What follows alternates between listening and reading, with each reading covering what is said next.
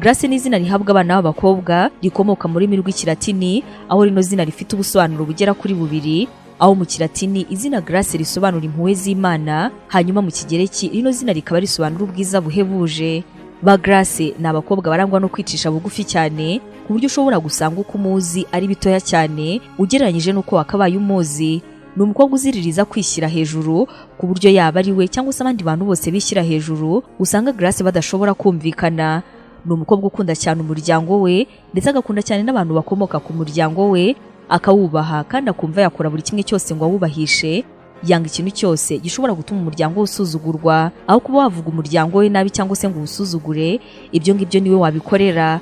Grace ni umuntu umenyera vuba ahantu hose ageze, akamenya cyane gusabana n'abantu, kandi nubwo agira akantu k'ubwoba anamenyera vuba kukarwanya, ku buryo utanashobora kubakeka yuko Grace agira isoni. Akunda kwisanzura, ntabwo akunda gufungiranwa mu bitekerezo bye, akaba ari umukobwa w'umuhanga cyane.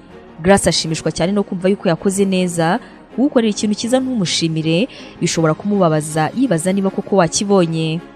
Mu buzima bw'urukundo Grace arakunda cyane, gusa ariko nubwo yaba gukunda gute ntabwo yabivuze yuko wamushatse cyangwa se wamufunze.